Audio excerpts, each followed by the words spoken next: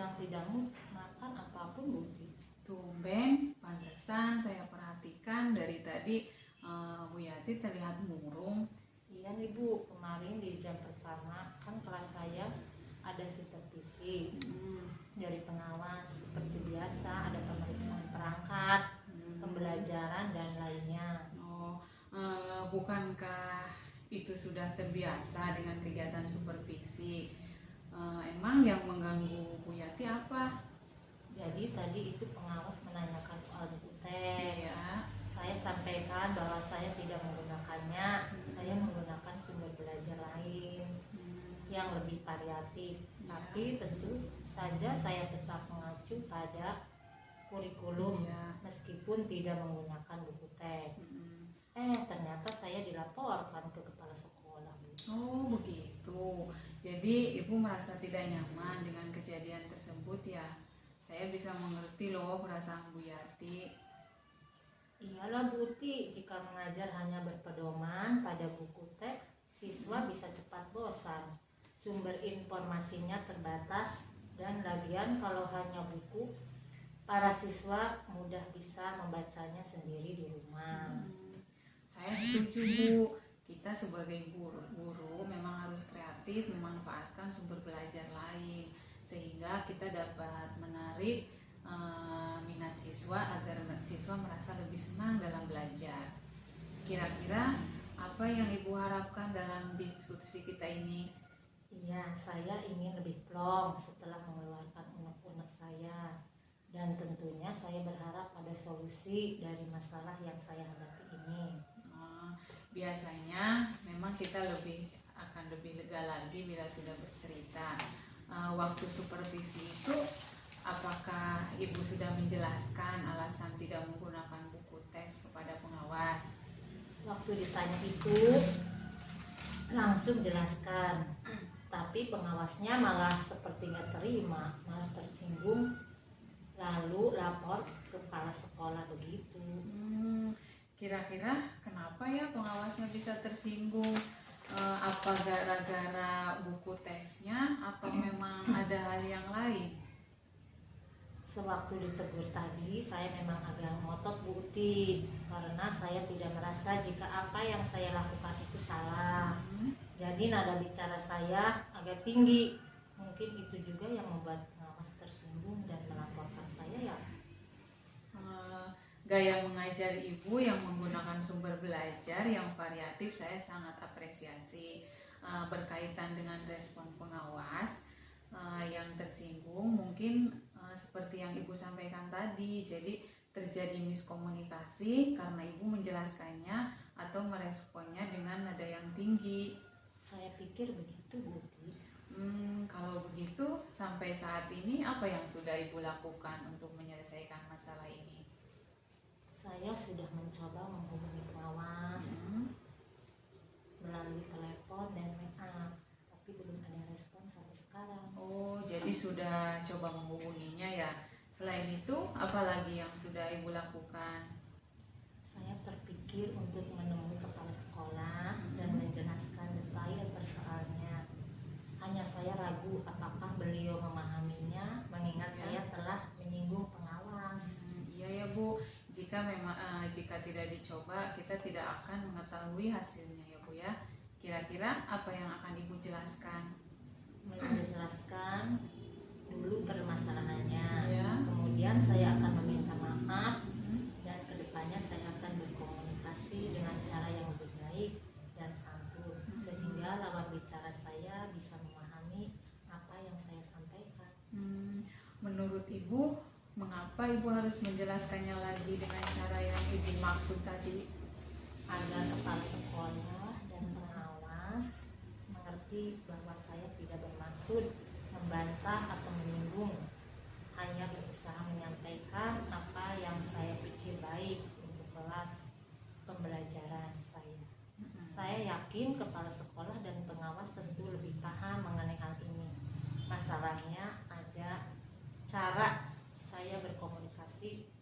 Saya akan berusaha memperbaiki gaya komunikasi saya agar pesannya bisa diterima dengan baik. Wah, itu baik sekali Bu. inisiatif ibu untuk menjelaskan ulang kepada kepala sekolah dan meminta kepala sekolah untuk mempertemukannya dengan ibu, itu akan memperbaiki hubungan kerja. Kira-kira selain kepala sekolah, ada pihak lain yang bisa membantu ibu menyelesaikan masalah ini, terutama jika terjadi hambatan pada rencana aksi ibu, misalnya pengawas masih marah dan tidak mau menemui ibu.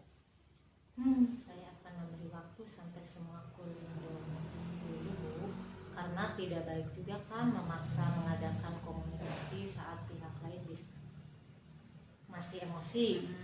Tapi tentu tidak terlalu lama, saya takut masalahnya malah jadi berlarut-larut. Wah, saya pikir itu langkah yang sangat baik.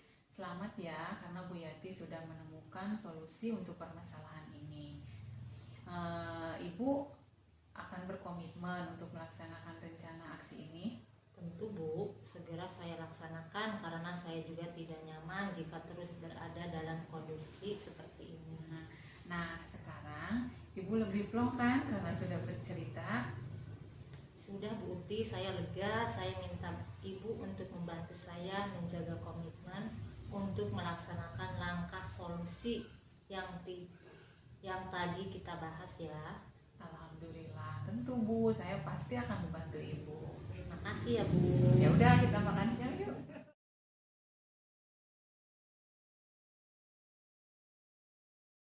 Assalamualaikum, selamat siang guru. Waalaikumsalam. Teman-teman barangkali silakan duduk ya. Oh iya, hari ini kita akan ngobrol-ngobrol dulu ya, gak apa-apa, agak lama. Oh iya Bu, gak apa-apa. Kira senang bisa cerita dengan Ibu.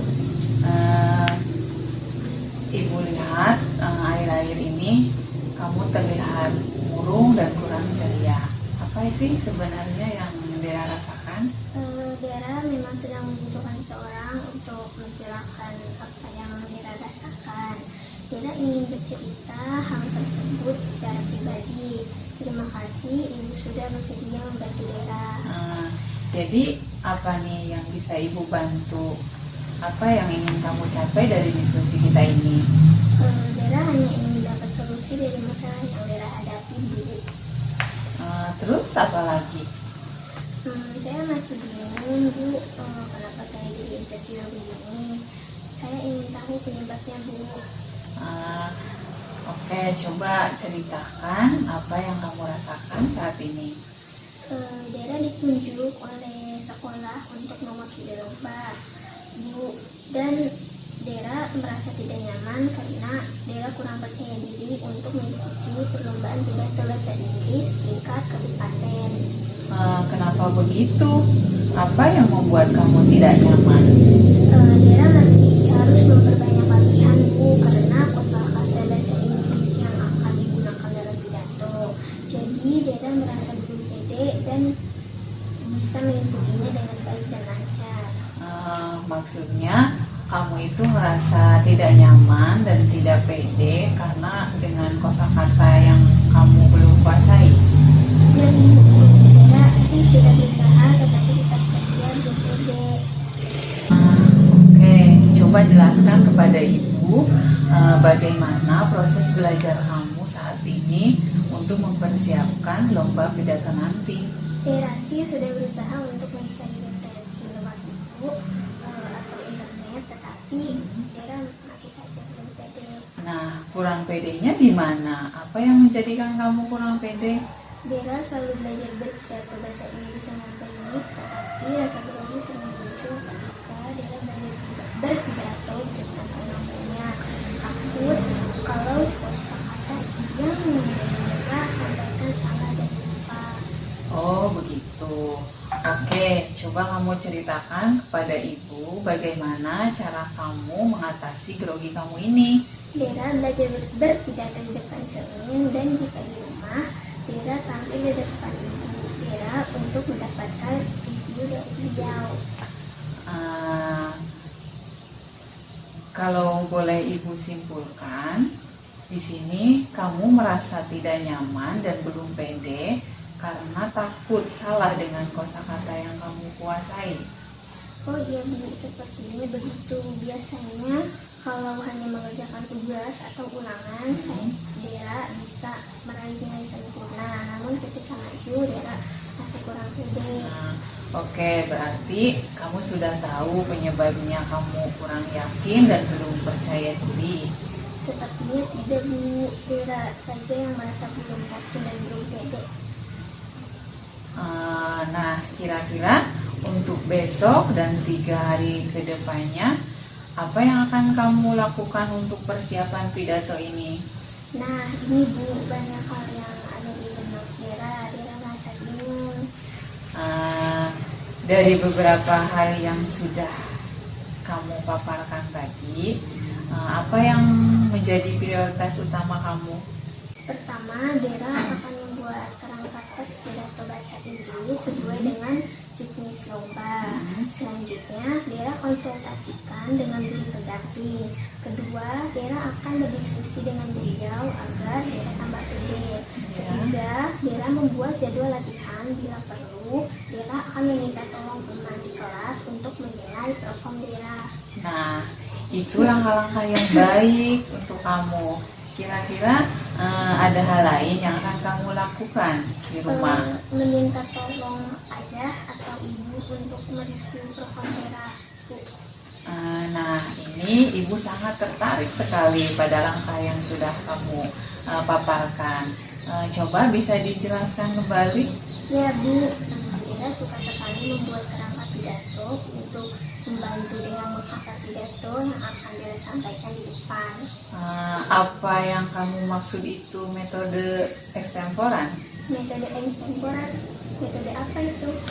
Teknik pidato yang menjelaskan materi yang berpola, yaitu materi yang disampaikan harus dipersiapkan garis besarnya.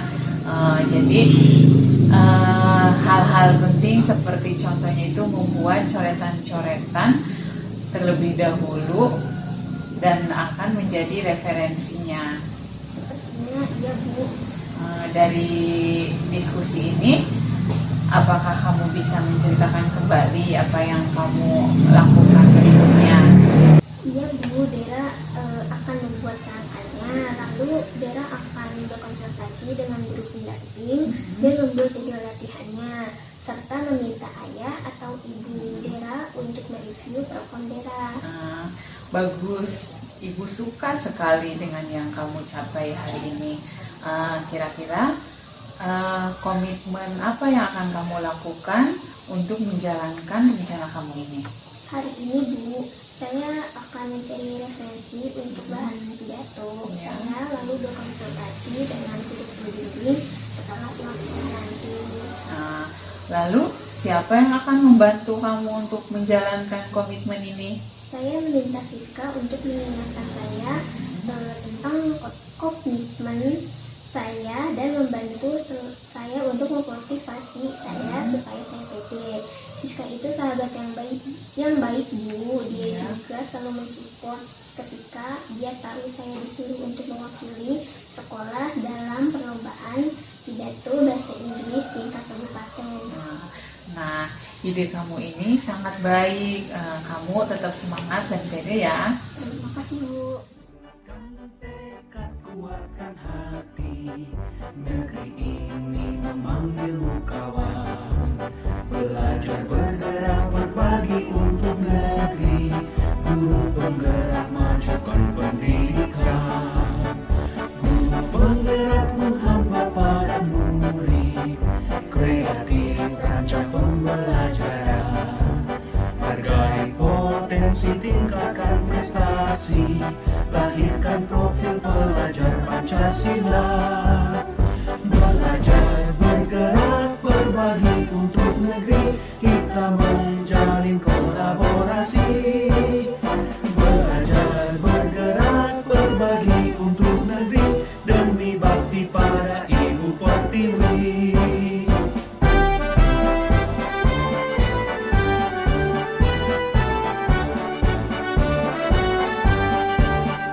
Bulatkan tekad, kuatkan hati, negeri ini memanggilmu kawan. Belajar bergerak berbagi